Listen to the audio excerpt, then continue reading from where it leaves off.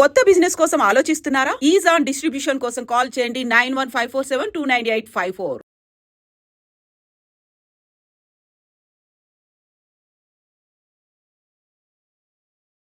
Welcome to iDream media. So జనరల్గా diabetes sugar వ్యాధి ఇబ్బంది పెడుతూ ఉంది. సో ఇంట్లో ఇద్దరుంటే ఒకరికి ఖచ్చితంగా షుగర్ ఉంటున్న పరిస్థితి మనం చూస్తూ ఉన్నాము. అయితే ఎన్ని మందులు వాడినా షుగర్ కంట్రోల్లోనే ఉంటుంది, కానీ పూర్తి స్థాయిలో తగ్గింది ఎక్కడా లేదు. అయితే అసలు న్యాచురోపతి దీని గురించి ఏం చెప్తుంది, దీని ద్వారా న్యాచురోపతి వైద్యం ద్వారా ఎట్లా తగ్గించుకోవచ్చు, వివరాలు తెలుసుకుందాం. మనతో పాటు ప్రముఖ న్యాచురోపతి వైద్యులు డాక్టర్ జ్యోత్స్న పులిపాటి ఉన్నారు. డాక్టర్ గారు నమస్తే అండి. నమస్తే అండి. డాక్టర్ గారు, డయాబెటీస్ షుగర్ వ్యాధి వస్తది. దాన్ని తగ్గించుకోవాలంటే జీవితాంతం మందులు వాడాలి గానీ, ఇది పూర్తిగా తగ్గింది, మందులు ఆపేసాననేది ఎక్కడా ఉండదు. ఇదొక లైఫ్ స్టైల్ డిజార్డర్ అని చెప్తున్న నేపథ్యంలో అసలు న్యాచురోపతి వైద్యం ఏం చెప్తుంది దీని గురించి? ఎట్లా తగ్గించుకోవాలి? సో, డయాబెటీస్ అనేది మీరన్నట్లు life style disorder, metabolic disorder బేసిక్‌గా.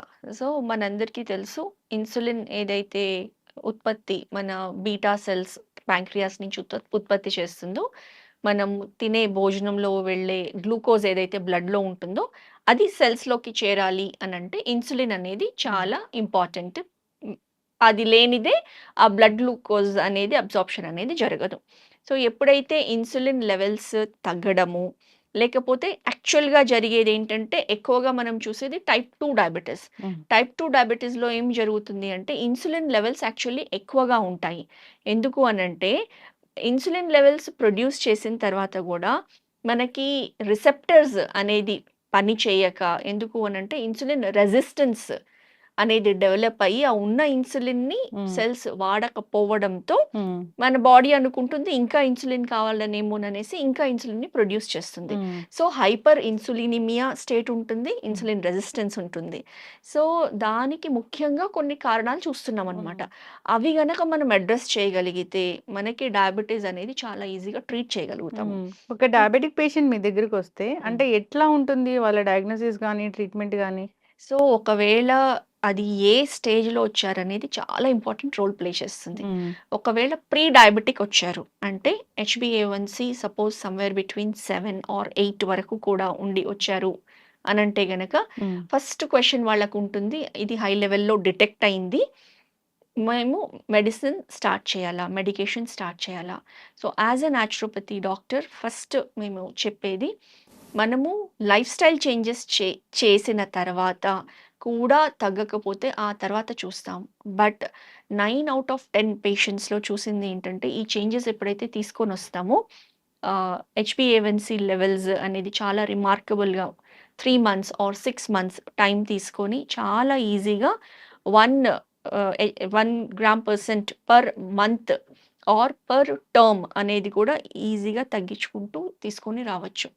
కాకపోతే దీనికి నిక్కచ్చిగా లైఫ్ స్టైల్ చేంజెస్ అనేది తీసుకురావాలి. అందులో ముఖ్యంగా ఉండేది ఆహారపు అలవాట్లలో చేంజెస్, తర్వాత ఎక్సర్సైజ్ హ్యాబిట్స్. ఈ 2 చేస్తూ ఉంటే గనక ప్రీ డయాబెటిక్ కండిషన్‌లో డిటెక్ట్ అయిన వాళ్ళకి ఈజీగా వాళ్ళని డయాబెటిక్స్ అవ్వకుండా మనం అక్కడికే కంట్రోల్ చేయగలుగుతాం, మేనేజ్ చేయగలుగుతాం. ఓకే. అంటే తగ్గిపోతది ఇది. తగ్గుతుంది. వాళ్ళు మెయింటైన్ చేసుకోగలుగుతారు. ఏం చేస్తే వాళ్ళ బాడీకి ఆ లెవెల్స్ అనేది మెయింటైన్ అవుతాయనేది వాళ్ళకి క్లియర్‌గా అర్థమవుతది. ఆ విధంగా మెయింటైన్ చేయొచ్చు. అదే ఆల్రెడీ డయాబెటిక్ మెడికేషన్ పైన ఉన్నారు. 10 ఇయర్స్‌గా డయాబెటిక్ ఉన్నారు. మెడిసిన్ తీసుకుంటూ ఉన్నారు. లేకపోతే గనక ఆల్రెడీ ఇన్సులిన్ పైన ఉన్నారు. అలాంటి కండిషన్‌లో వచ్చిన పేషెంట్స్ అయితే గనక వాళ్ళకి మనము ఎగ్జిస్టింగ్ ఏదైతే మెడిసిన్ తీసుకుంటున్నారో మనం సడెన్‌గా స్టాప్ చేయడానికి ఉండదు. చాలా జాగ్రత్తగా మన ఆధ్వర్యంలో డైటరీ చేంజెస్ తీసుకొనొచ్చి న్యాచురోపతి ట్రీట్మెంట్స్ ఇస్తూ, దాంతో పాటు ఈ life style changes, proper yogic exercises అనేది వాళ్ళతో చేపిస్తూ స్లోగా ఒక 6 మంత్స్ టు 9 మంత్స్ వరకు పట్టొచ్చు. ఆ మెడికేషన్ కానివ్వండి, ఇన్సులిన్ ఏదైతే డోస్ తీసుకుంటున్నారో నిదానంగా తగ్గించుకొని తీసుకొని రావడానికి. బట్ ఆ టైమ్ ఫ్రేమ్ వరకు వాళ్ళు ఖచ్చితంగా పాటిస్తూ బాడీ రెస్పాన్స్‌ని బట్టి మనము తీసుకొనొస్తే గనక డయాబెటిస్‌ని మనం రివర్స్ చేయగలుగుతాము. ఓకే. అయితే డాక్టర్ గారు, ఇప్పుడు షుగర్ పేషెంట్స్ డయాబెటీస్ ఉంది అంటే వాళ్ళు ఏం తినాలి? ఏం తినకూడదు? సింపుల్ అండి. సో, ఆల్రెడీ గ్లూకోజ్‌లో హ్మ్. మనకి బ్లడ్‌లో గ్లూకోజ్ లెవెల్స్ అనేది హై హ్మ్. ఉన్నాయి. హ్మ్. సో, ఏవి తింటే ఇమ్మీడియేట్‌గా గ్లూకోజ్ లెవెల్స్ పెరుగుతాయో హ్మ్. అలాంటి ఆహారం తినకూడదు. అందులో వచ్చేది సింపుల్ కార్బోహైడ్రేట్స్ అంటే మన స్టార్చీ ఫుడ్స్, అన్నము, తర్వాత ఈవెన్ పుల్కాలు, హ్మ్. వీట్, తర్వాత ఫైబర్ లేని ఫుడ్ అనమాట. అంటే హ్మ్. Highly processed foods. హ్మ్. ఈ షుగరీ డ్రింక్స్ కానివ్వండి, లేకపోతే chips, noodles, all processed foods ఏవైతే ఉంటాయో అవి ఇమ్మీడియేట్‌గా అబ్జార్బ్ అయ్యి గ్లూకోజ్ లెవెల్స్ అనేది షూటప్ అవుతాయి. హ్మ్. అలాంటి ఫుడ్స్ అవాయిడ్ చేయాలి. సో, ఎలాంటి ఫుడ్స్ ఎక్కువగా తీసుకోవాలి? ఎందులో అయితే ఫైబర్ ఎక్కువగా ఉంటుందో హ్మ్. అండ్ ఎలాంటి ఫుడ్స్‌ది గ్లైసెమిక్ ఇండెక్స్ అనేది తక్కువగా ఉంటుందో. అందులో చూస్తే గనక ఫస్ట్ వచ్చేది ఆల్ వెజిటబుల్స్. హ్మ్. ఫైబర్ అధికంగా ఉంటుంది, న్యూట్రియంట్స్ ఉంటుంది అండ్ అంత ఈజీగా హ్మ్. వాటి షుగర్ స్పైక్ అనేది జరగదు. హ్మ్. నెక్స్ట్ వచ్చేసి మన ఆహార ధాన్యాల్లోనే సిరిధాన్యాలు ఆర్ చిరుధాన్యాలు, మిల్లెట్ ఫుడ్స్. మన జొన్నలు, సజ్జలు, కొర్రలు, అండు కొర్రలు ఈ రకరకాల ఏవైతే మనకి మిల్లెట్స్ చిరుధాన్యాలు ఉన్నాయో వీటిని తీసుకుంటే గనక వాటి గ్లైసెమిక్ ఇండెక్స్ అనేది చాలా తక్కువ. లో గ్లైసెమిక్ ఇండెక్స్ ఫుడ్. అవి తీసుకుంటే మన శరీరంలో బ్లడ్ గ్లూకోజ్ లెవెల్స్ అనేది నిదానంగా పెరుగుతాయి. పెరిగినా గూడా ఒక స్టేబుల్ లెవెల్‌గా ఉంటుంది. హ్మ్. సో, బ్లడ్ గ్లూకోజ్ అనేది చాలా స్లోగా రిలీజ్ అవుతూ వస్తుంది. అలాంటప్పుడు మనకి డయాబెటిస్‌తో వచ్చే కాంప్లికేషన్స్ ఫ్యూచర్‌లో ఏవైతే ఉంటాయో అవి రాకుండా ఉంటాయి అండ్ షుగర్ లెవెల్స్ మెయింటైన్ అవుతాయి. ఓకే. ఇప్పుడు వాకింగ్ చాలా ప్రాధాన్యం దీనికి. ఖచ్చితంగా చేయాలి. చాలా ఇంపార్టెంట్ థింగ్ అని జెప్తారు. ఇంకా శారీరక వ్యాయామం గూడా చెప్తారు. అంటే యోగాలో దీనికోసం డయాబెటిస్ కోసం ఎలాంటి ఆసనాస్ ఉంటాయి? వాకింగ్ గురించి ఏం చెప్తారు? ఎంత టైం వాకింగ్ చేయాలి మనం? సో, వాకింగ్ గురించి చెప్పాలి అనంటే అన్ అన్ని ఎక్సర్‌సైజెస్ ఎప్పుడు చెప్తాను. మంచి ఎక్సర్‌సైజెసే. అన్నిటికంటే ఈజీ అండ్ సింపుల్ ఎవరికైనా చెప్పాలి అనంటే వాకింగ్ చేయండి అని చెప్పగలుగుతాం. కానీ వాకింగ్ చేసేదానికి గూడా ఒక పద్ధతి ఉంటుంది. ఒక డ్యూరేషన్ అనేది ఉంటుంది. అసలు ఎక్సర్‌సైజ్ అనంటే మన హార్ట్ బీట్ అనేది ఒక రేంజ్ వరకు వెళ్ళి నిదానంగా కిందకి వస్తేనే ఆ ఎక్సర్‌సైజ్ బెనిఫిట్స్ అనేది ఉంటుంది. హ్మ్. అందులో ఒక ఫార్ములా ఉందన్నమాట. మన హార్ట్ బీట్ ఎక్సర్‌సైజ్ చేసినప్పుడు 220 మైనస్ ఏజ్ హ్మ్. అంతవరకు వెళ్ళాలి. సపోజ్ ఒక 30 ఇయర్స్ పర్సన్ ఎవరైతే ఎక్సర్‌సైజ్ చేస్తున్నారో, సో 220 మైనస్ 30 అంటే 190 బీట్స్ పర్ మినిట్ వరకు వెళ్ళి నిదానంగా స్లో డౌన్ అయితే అది ఒక పీక్ రేట్‌కి వెళ్ళి ఎక్సర్‌సైజ్ బెనిఫిట్స్ అనేది దొరుకుతుందన్నమాట. హ్మ్. ఇప్పుడు వాకింగ్ చేసినప్పుడు మనకి అంతవరకు వెళ్తుందా హార్ట్ రేట్ అన్నది మనం చూసుకోవాలి.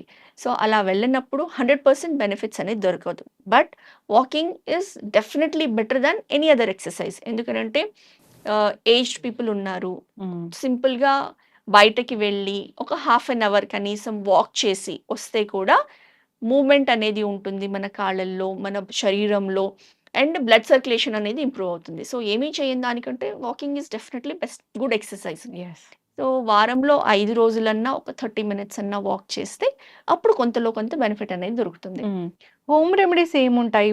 ఈ షుగర్ లెవెల్స్‌ని కంట్రోల్‌లో ఉంచుకోవడానికి జనరల్‌గా పెరుగులో మెంతులు ఇలా చెప్తూ ఉంటారు కదా! అవును. కరేలా జ్యూస్ ఇలాగా. అవును. నిజంగానే పనిచేస్తాయా? బెస్ట్ హోమ్ రెమెడీస్ అంటే ఏమున్నాయి? ఖచ్చితంగానండి. ఇప్పుడు మనకి ఈ మెట్ఫార్మిన్ టాబ్లెట్స్ ఏవైతే డయాబెటిక్స్ తీసుకుంటారో, అందులో వచ్చే ఏదైతే డోసేజ్ ఉంటుందో చెప్పాలి అనంటే మెంతులు హ్మ్. లో మనకొక టేబుల్ స్పూన్ హ్మ్. మెంతులు తీసుకుంటే గనక మెట్ఫార్మిన్ టాబ్లెట్ తీసుకోవాల్సిన అవసరం లేనంత సిమిలర్ డోసేజ్ అనేది యాంటీ డయాబెటిక్ ఫార్ములేషన్ ఉంటుంది అందులో. హ్మ్. సో, పొద్దున్నే లేచి రాత్రి పూటే ఒక స్పూన్ మెంతులు ఒక గ్లాస్ నీళ్ళల్లో నానపెట్టి మార్నింగ్ దాన్ని డికాక్షన్‌గా హ్మ్. కాచి తీసుకుంటే గనక ఈ షుగర్ లెవెల్స్ అనేది స్పైక్ కాకుండా ఉంటాయి. అంతే కాకుండా మెంతులని మనము స్ప్రౌట్స్ హ్మ్. తయారు చేసి అది కూడా ఒక స్పూన్ స్ప్రౌట్స్ తీసుకుంటే కూడా చాలా బాగా ఉపయోగపడుతుంది. కాకరకాయ జ్యూస్ అంటే చాలామంది చేదుగా ఉంటుంది, హ్మ్. కష్టపడతారు. హ్మ్. సో, తాగగలిగితే మంచిదే. లేదు అనంటే మనకి వారంలో ఒక 3 రోజులు హ్మ్. కాకరకాయ జస్ట్ స్టీమ్ చేసుకొని దాన్ని కర్రీగా హ్మ్. అందులో కొంచెం మనము మజ్జిగలో ఉడకపెట్టామనుకోండి హ్మ్. కాకరకాయని దాని చేదు విరుగుతుంది. హ్మ్. సో, సులువుగా తీసుకోగలుగుతాము. ఓకే. కాకరకాయని స్టీమ్ జేసి తీసుకుంటే గూడా ఆహ్, షుగరు షుగర్ చాలా బాగా హ్మ్. దాన్ని షుగర్ లెవెల్స్ పెరగకుండా ఉండడానికి చాలా బాగా ఉపయోగపడుతుంది. హ్మ్. అంతే కాకుండా మన గార్డెన్‌లో ఇన్సులిన్ ఆకంటాము. హ్మ్. సో అది కూడా పెంచుకొని ఫ్రీక్వెంట్‌గా మనకి చపాతీల్లో ఆర్ చపాతీ అనంటే వీట్ కాకుండా మన జొన్న రొట్టెలో కానివ్వండి, సజ్జ రొట్టెల్లో కానివ్వండి, లేకపోతే మిక్స్డ్ మల్టీ మిల్లెట్ పిండిలో కానివ్వండి, ఇవి చిన్న చిన్న ముక్కలుగా కట్ చేసి అందులోనే కలుపుకొని తీసుకుంటే ఇన్సులిన్ ఆకు అంటాం కదా! స్టీవియా. సో అది కూడా కలుపుకొని డైరెక్ట్‌గా తీసుకుంటే దాంతో కూడా షుగర్ లెవెల్స్ ఫాస్ట్‌గా పెరగకుండా ఉండకుండా ఇది హెల్ప్ చేస్తుందన్నమాట. ఓకే. చక్కగా చెప్పారు డాక్టర్ గారు. ఇప్పటి వరకు షుగర్ లేదు. రాకూడదంటే? ఓకే. రాకూడదనంటే ఫస్ట్ ఖచ్చితంగా ఎవ్రీడే ఒక ఎక్సర్సైజ్ అంటూ చేస్తూ ఉండాలి. ఏదైనా ఎక్సర్సైజ్. అంటే బాడీలో ఆ మూవ్‌మెంట్, ఆ కదలిక అనేది ఉండాలి. ఎస్పెషల్లీ మన అబ్డమెన్ పొట్ట పెరగకుండా చూసుకోవాలి. ఎందుకు అనంటే ఫ్యాట్ అక్కడ మిడ్ అబ్డమెన్‌లో డిపాజిట్ అయినప్పుడే ఇన్సులిన్ రెసిస్టెన్స్ అనేది అక్కడి నుంచి డెవలప్ అవుతుందన్నమాట. సో ఖచ్చితంగా పొట్ట పొట్టలో అడిపోజ్ ఫ్యాట్ టిష్యూ అనేది ఇంక్రీజ్ కాకుండా ఖచ్చితంగా చూసుకోవాలి. అది ఫస్ట్ థింగ్. సెకండ్ థింగ్ వచ్చేసి ఏదో ఒక వ్యాయామం డైలీ బేసిస్‌లో ఒక 30 మినిట్స్ అయినా ఖచ్చితంగా చేసుకునేటట్లు చూడాలి. అంతేకాకుండా ఆహారం ఏదైతే తీసుకుంటున్నామో ఫ్రైడ్ ఫుడ్స్, స్వీట్స్ అధికంగా తీసుకొని అంటే ఎక్సెస్ క్యాలరీ ఫుడ్ అనేది తీసుకోకుండా ఉంటూ ఐడియల్ వెయిట్ మెయింటైన్ చేశాము అనంటే అంత ఈజీగా ఈ షుగర్ టైప్ 2 డయాబెటీస్ అనేది రాకుండా ఉంటుంది. అండ్ ఎవరు ఎక్కువ జాగ్రత్త పడాలి అనంటే ఆల్రెడీ వాళ్ళ పేరెంట్స్‌కి, గ్రాండ్ పేరెంట్స్‌కి ఫ్యామిలీలో హిస్టరీ ఉంది అనంటే అలాంటి వాళ్ళు ఈ జాగ్రత్తలు చాలా ఖచ్చితంగా తీసుకోవాలి. ప్లస్ స్ట్రెస్ అనేది లేకుండా చూసుకోవాలి. సో స్ట్రెస్‌ని మేనేజ్ చేసుకుంటూ మెడిటేషన్ చేయడము, లేకపోతే ఈజీగా నేచర్ వాక్స్‌కెళ్ళడము, వాళ్ళ ఇష్టమైన హాబీస్‌ని పర్స్యూ చేస్తూ స్ట్రెస్‌ని మేనేజ్ చేసుకుంటూ ఉంటే కూడా ఈ షుగర్స్ అనేది డయాబెటీస్ ఎస్పెషల్లీ ఇంక్రీజ్ కాకుండా ఉంటుందన్నమాట. యెస్. చక్కగా చెప్పారు డాక్టర్ గారు. డయాబెటీస్ అసలు ఎలా పెరిగిపోతుందంటే ఇంకా చెప్పలేము. డయాబెటీస్ లేని ఇల్లు, పేషెంట్ లేని ఇల్లు అంటే లేదు లేదు. అనేంత వరకు వెళ్ళిపోయింది. మనం తీసుకునే రైస్ దీనికి కారణం అంటున్నారు. మన ఆహారపు అలవాట్లు అంటున్నారు. సో, ప్రతీదీ కూడా డయాబెటీస్‌కి కారణమనే చెప్తున్నారు. ఈవెన్ రెగ్యులర్‌గా చపాతీ తింటారు. వాళ్ళకి గూడా డయాబెటీస్ వచ్చే అవకాశం ఉందని గూడా చెప్తున్నారు. చపాతీలు అన్నం మానేసి చపాతీ తింటే అదేమి పెద్ద మిరాకిల్ చేయదు. అవును. దానివల్ల కూడా వచ్చే అవకాశం ఉందని. మీరన్నారు మెటబాలిక్ డిజార్డర్. అవును. లైఫ్ స్టైల్ డిజార్డరే కాదు, మెటబాలిక్ డిజార్డర్. మెటబాలిజం సరిగ్గా లేకపోతే కూడా ఇది వస్తుందని. సో, సరైన ఆహార నియమాలు పాటించాలి. హెల్తీ లైఫ్ స్టైల్ మెయింటైన్ చేయాలి. శారీరక వ్యాయామం అయితే ఖచ్చితంగా ఉండాల్సిందే. న్యాచురోపతి రాకుండా చేస్తుంది ఇది. వచ్చాక కూడా దానికి ట్రీట్మెంట్ అంటే ఉంది. సో, మందులు లేకుండా ఎట్లా ట్రీట్మెంట్ చేస్తారనేదే naturopathy main concept. So, follow అవ్వాలని కోరుకుందాం మ్యామ్. చాలా చక్కటి ఇన్ఫర్మేషన్. ధన్యవాదాలు. నమస్తే. And for more videos, Please subscribe to iDream. Please subscribe to iDream. Please subscribe iDream. And please subscribe to iDream. For more videos, subscribe to iDream. please like, share, and subscribe to the channel. Congratulations, iDream. subscribe to iDream. Subscribe to iDream.